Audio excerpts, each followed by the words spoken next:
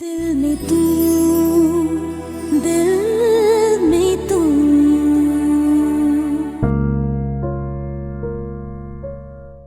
न प्रिय असां त करीम खे कहिड़ी मया ॾिनी, जीअं वणेसि तीअं करे। असीं त हुनजी ख़ुशीअ में ख़ुशि आहियूं। अमां ऐं कंहिं बि हालत में पंहिंजे हक़ खां हथ कोन खणंदसि। जेकॾहिं गैस सिधी उमिरि सां न निकितो न त मजबूरन आङुर टेड़ी करणी पवंदी। धीअ तो भली पहाड़ खां मथो टकराए, पर हर हासिल कुझु कोन थींदई। अहिड़ी ज़िंदगी खां पोइ त मां मौत खे तरजीह ॾींदसि, पर मौत पहिरीं मूडा न, पहिरीं सकिया, पोइ बाबा, पोइ जेको थियो ॾिठो ईंदो। सलमा मरण ऐं मारण जो ॻाल्हि न कर। असांखे जेको कुझु घुरिजे थो उहो मिली वेंदो। जेकॾहिं मामा करीम न ॾिनो त वकील खे ॾियणो पवंदो। अशर तोखे ख़बर आहे, अॼु वकील बाबे जी मिल्कियत जा कागज़ सकिया जे नाले ते कराए फाइल बाबा खे ॾेई वियो आहे। सलमा मुंहिंजी जान, तोखे इहो यकीन हुजणु घुरिजे त सकिया जी विरासत में सिर्फ़ कागज़ ई ईंदा। मिल्कियत जा मालिक तूं ऐं आसिफ़ ई हूंदो। अरे अब्बा, तव्हीं भली वेठा पंहिंजे दिलनि खे ख़ुशि कयो। बाक़ी मिल्कियत जा मालिक त उहे ई थींदा जिन जे करे सकिया परिणिजी वेंदी। अमी नाकाम तूं रही आहीं, मां न। मां जेको कुझु कयो आहे हुनजो गुमान मामा करीम खे कोन हूंदो। मां चाहियां थो त ज़किया जी शादी भली थिए। छा भले ज़किया जी शादी थिए? हा, भली थिए। मामा करीम जेतिरो बेइज़त असांखे कयो आहे न, त मां चाहियां थो त थोड़ी ज़िलत जो मज़ो मामा करीम भी वठे। ज़िलत? आशिक़ तूं मूंखे सम्झाए त सही, तूं अहिड़ो कहिड़ो कारनामो अंजाम ॾिनो आहे जो एतिरे एतमाद सां दावाऊं पियो करीं? सलमा, मां अहिड़ो कमु कयो आहे जो वकील जे पेरनि हेठां ज़मीन ई निकिरी वेंदी। मथो चकराइजी वेंदुसि, ॾींहं जा तारा नज़र अची वेंदुसि। सोचुनि जे समुंड में घोता खाईंदो रहंदो ऐं इहो सोचींदो रहंदो त आख़िर इहो आहे केरु जंहिं मुंहिंजो जीअणु हराम करे छॾियो।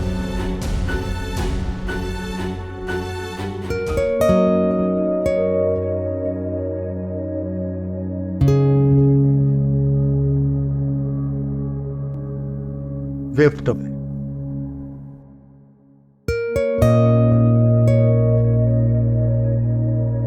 मूंखे अॼु तोसां कुझु ज़रूरी ॻाल्हियूं करणियूं आहिनि। जी बाबा साईं, हुकुम।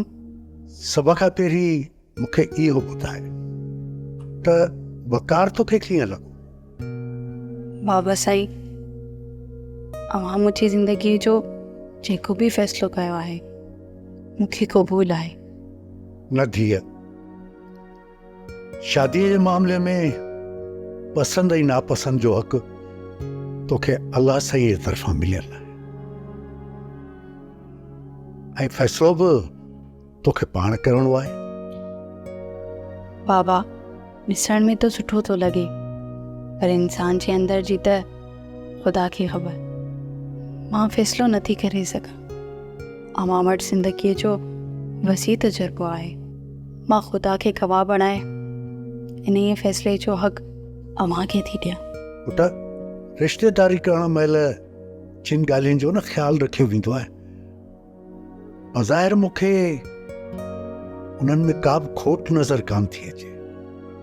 इज़तदार फैमिली आहे, अलाह साईं जो ॾिनल सभु कुझु अथनि ऐं छोकिरो बि ख़ूबसूरत पढ़ियल लिखियल आहे।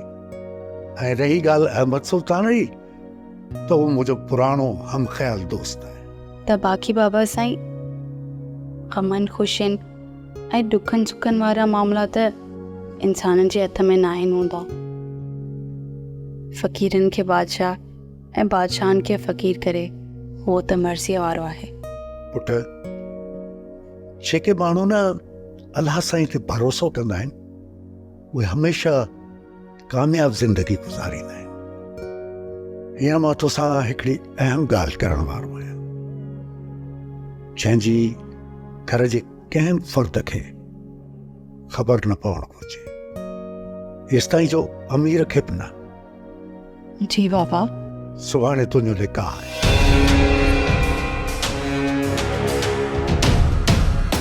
बाक़ी रही वलीमे जी तारीख़, उहा अहमद सुल्तान जेका मुक़ररु करे।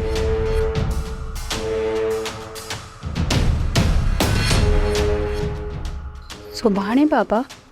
हा, उहो सुभाणे ऐं घर खां ॿाहिरि, जंहिंमें घर जो ॿियो को फ़र्द शरीक न थींदो। तूं पंहिंजी तयारी मुकमिल करे वठ। तोखे जेका बि शॉपिंग करणी आहे उहो करे छॾ। बाबा मूंखे काई शॉपिंग नहीं करनी, सुभाणे बस ऑर्डर ॾां थी ईंदसि।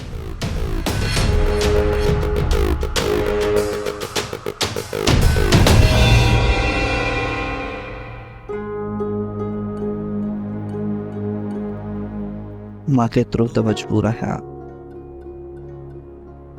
शर्मिंदगी मुंहिंजी ज़बान जो तालो बणिजी वई आहे। कंहिंखे बि त पंहिंजी मजबूरी नथो ॿुधाए सघां।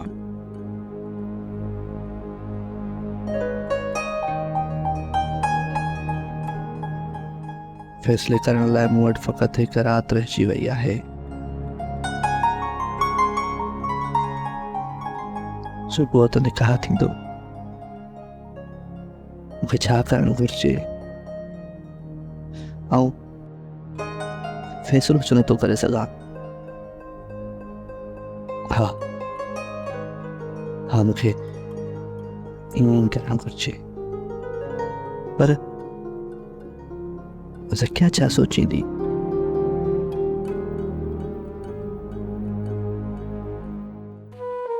कुझु बि सोचे,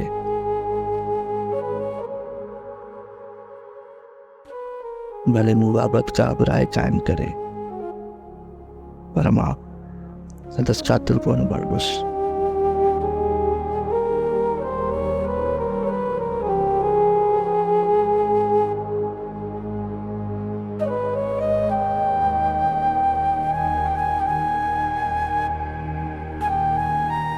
वकार पुत्र,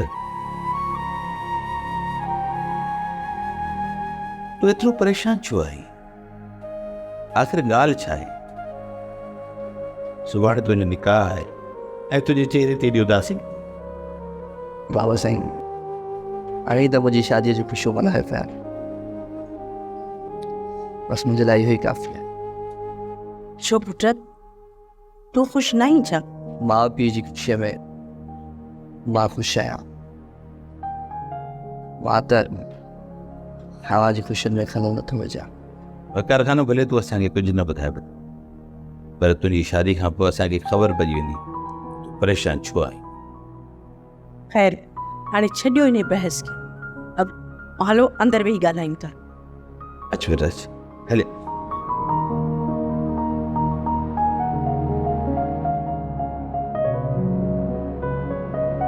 छा तव्हां सभिनी जी मुनाफ़क़त ख़तम थी वई आहे?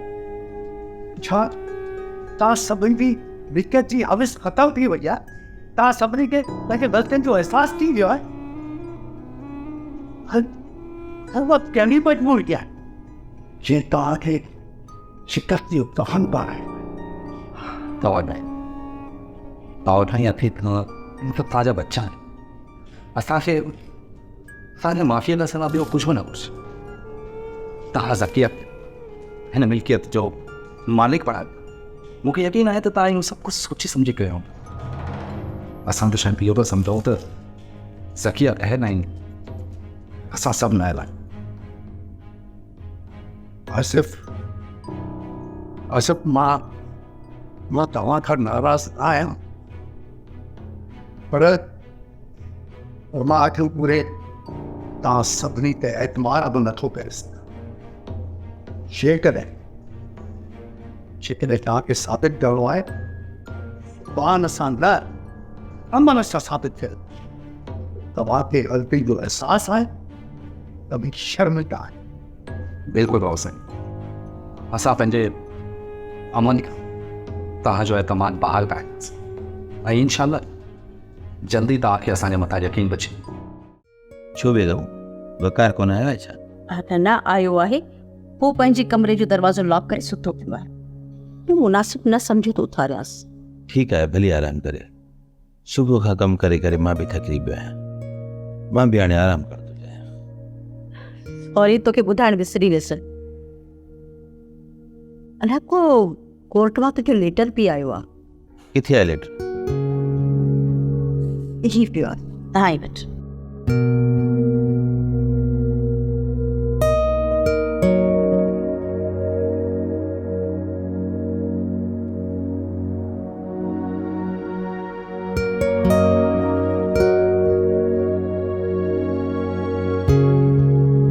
मिस्टर अहमद सुल्तान, तोखां त विसरी वियो हूंदो, पर मां तोखे यादि ॾियारे। हिकु शख़्स खे तो मौत जी सज़ा खां बचायो, कुझु लखनि जी ख़ातिर। तो दलीलुनि ऐं अक़लमंदी सां मुंहिंजे भाउ जे क़ातिल खे बचायो। साॻी मुजरिम आज़ादु थींदे मुंहिंजे बाबा ऐं नंढे भाउ खे क़तल कयो। ऐं उन वक़्तु जेल में हुयुमि। ॿाहिरि निकिरण शर्त मूं हुन क़ातिल खे त पंहिंजे अंजाम ते पहुचायो, पर मुंहिंजे पीउ ऐं नंढे भाउ जे क़तल जो ज़िम्मेवार तूं आहीं। ऐं तूं अञा ज़िंदा आहीं। तोखे बि सरेआम ईअं रोड ते गोलियूं हणी तड़पाए तड़पाए मारींदुसि, जीअं मुंहिंजे पीउ ऐं भाउ खे तो मारियो। बाबा जे बदिले तूं ऐं मुंहिंजे भाउ जे बदिले तुंहिंजो पुटु मारां थी। अहमद सुल्तान, मौत खां बचण जो तो सिर्फ़ हिकु ई रस्तो आहे, सिर्फ़ हिकु।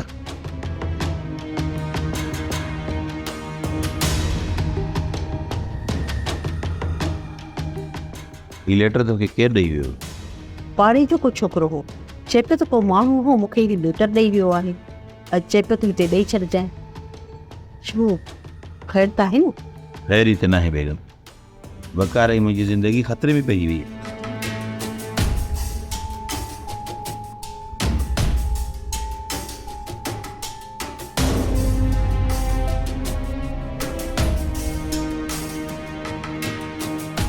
तूं त चई थी, पर मुंहिंजो आसिफ एंड कंपनीअ जे कंहिं फ़र्द ते एतमाद न आहे।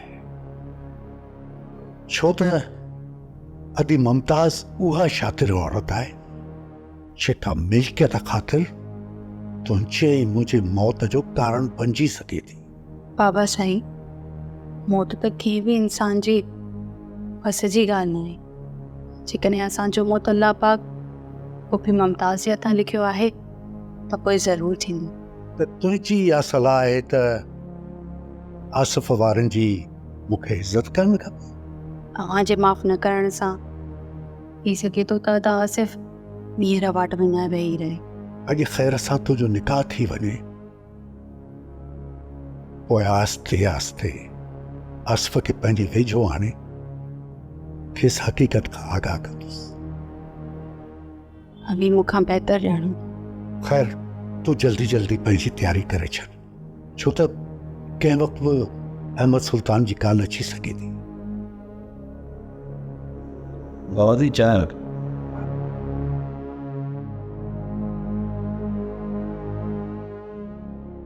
बाबा, तव्हांखे ख़बर आहे मूं वकार जो रिश्तो छो क़बूल कयो?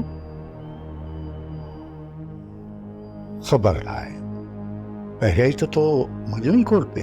मूं इहो रिश्तो अमीर जे करे क़बूल कयो, छो त वकार अमीर खे ॾाढो पसंदि आहे।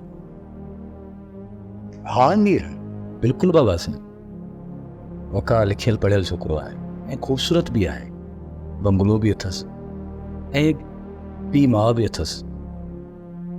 ज़किया जहिड़ी ख़ुशनसीब छोकिरी हुनखे मिली आहे। ॾिस अमीर, जेकॾहिं वकार जे तरफ़ां मूंखे को बि ॾुखियो ॾींहुं ॾिसणो पियो न, उहो तुंहिंजी ज़िम्मेवारी हूंदी। अल्लाह सिंह तव्हांखे कॾहिं बि को ॾुखियो ॾींहुं न ॾेखारियो। अमीर तूं ख़ुशि आहीं न? बस क्या तोसां मज़ाक पई करे, दिल में न कजे। बाबा साईं, जे इंसान सां तकदीर एॾी वॾी मज़ाक करे, उहो इंसान मुक़दर जे अॻियां तमाशो बणिजी वेंदो आहे। मुक़दर सां कहिड़ी कावड़ बाबा साईं। तूं त वॾे दिलि वारो थी वियो आहीं। दिल तो उतरी आहे, पर बसि बेवसी मजबूर करे छॾियो आहे।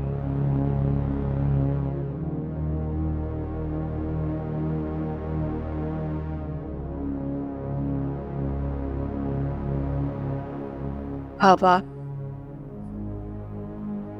मुंहिंजे वञण खां पोइ अमीर जी पारत अथई। क्या तोखे इहो यकीन हुअणु खपे त अमीर उते तूं जेतिरो ई प्यारो आहे। तुंहिंजे वञण खां पोइ अमीर ई त मुंहिंजो सहारो आहे। पर तूं जल्दी जल्दी तयारी करे वठ। बाबा, अमीर जे हथनि जी आख़िरी चांहि त पी वठां। ठीकु आहे।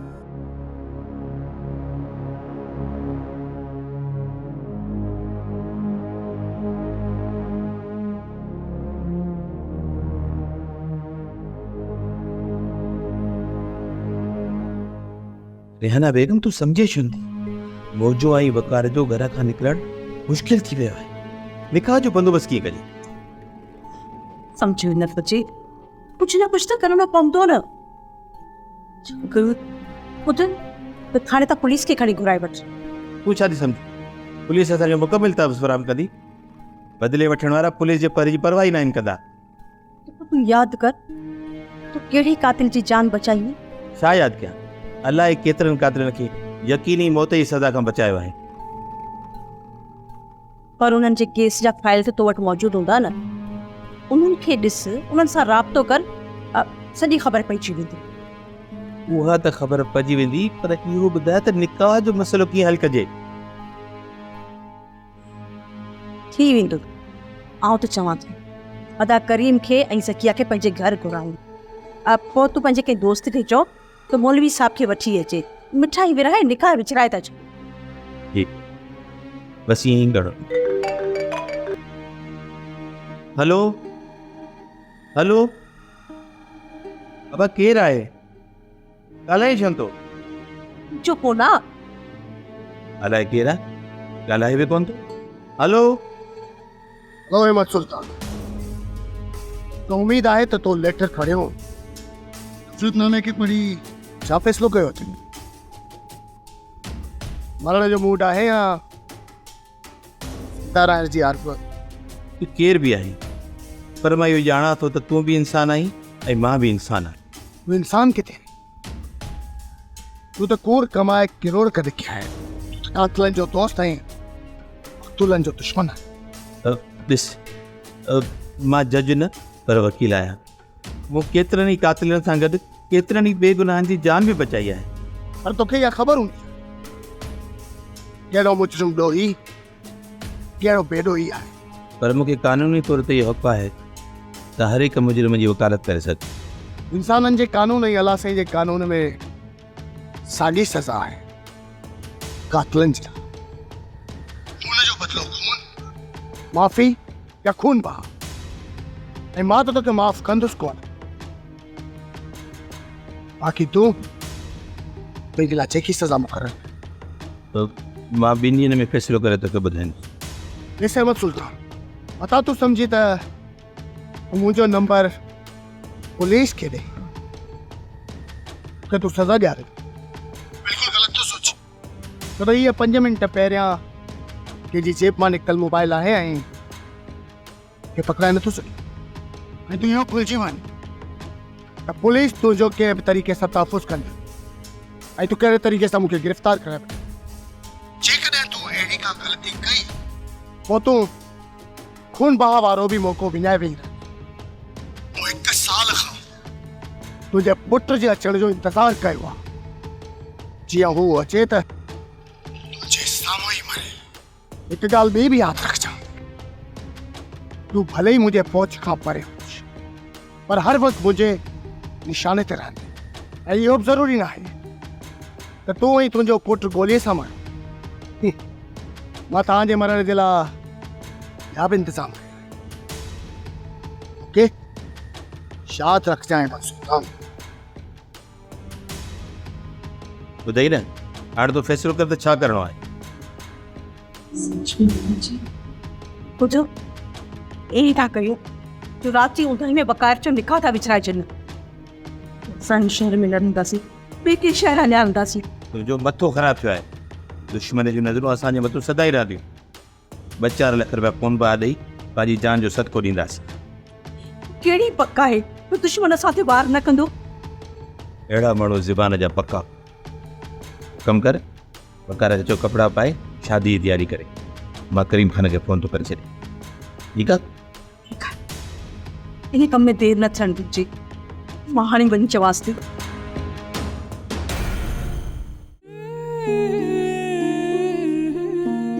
अच्छा जमील, मां तुंहिंजो इंतज़ार थी।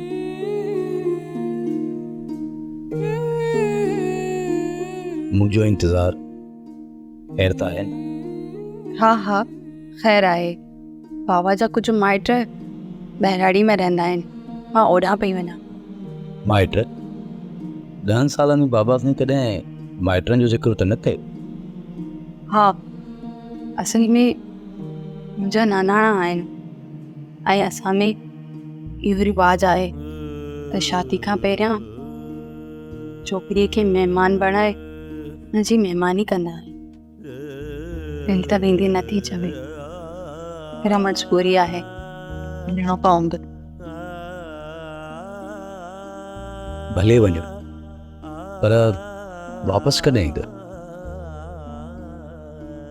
इहा मूंखे ख़बर नाहे। जॾहिं पापा हुकुम कंदो तॾहिं वापसि हली ईंदसि। ठीकु आहे। छा ठीक? पोइ हुते खां बिना हिकु मिंट बि मज़ो कोन ईंदो। बसि जॾहिं बि तव्हांखे ज़रूरत थिए न त बाबा साईं जे नंबर ते मूंखे फ़ोन कयो। बाबा जे मोबाइल ते न, मां तुंहिंजे लाइ नई मोबाइल आंदी आहे।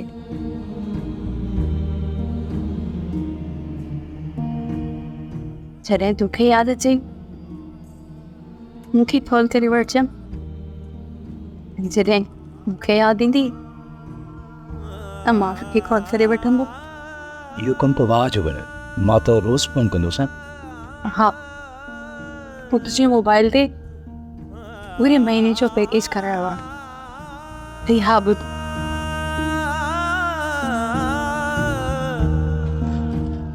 ही कुछ पैसा आहिनि, ही तो पाण वटि रख। पैसा मां छा कंदो? इहो वापसि वठि।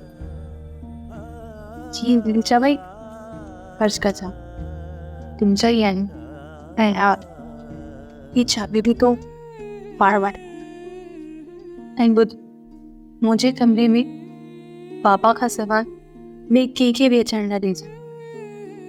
राति जो तूं मुंहिंजे कमरे में आराम कजांइ। इहे न त सलमा ऐं आबदा मुंहिंजा सेवर चोरी करे।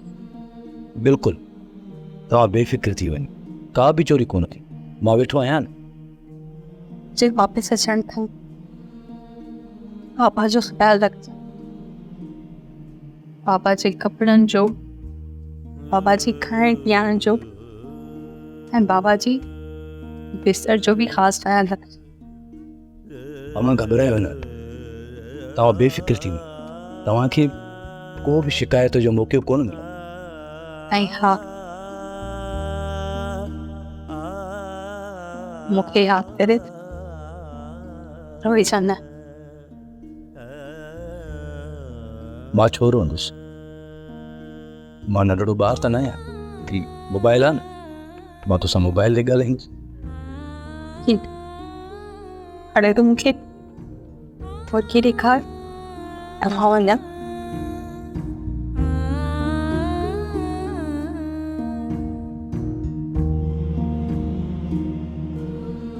दिलि तो चवे थी तोखे पंहिंजो फ़ोन सां गॾु वठी हलां। पर हम मजबूर हैं।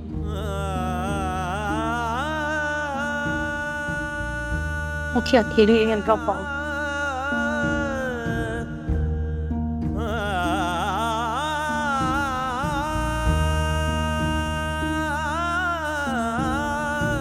केतरी न मजीद और केॾो खुश नसीब आहे जंहिंसां माण्हू मोहबत करे ऐं उहो माण्हू एॾी इज़त ॾे त इहा खुश नसीबी चइबी त क्या माने मुठना मोटिंगे थे कोई मां भी सब्सक्राइब कयो असांजो official YouTube channel Singh TV HD drama ऐं वधीक अपडेट लाइ बेल आइकन खे क्लिक करियो।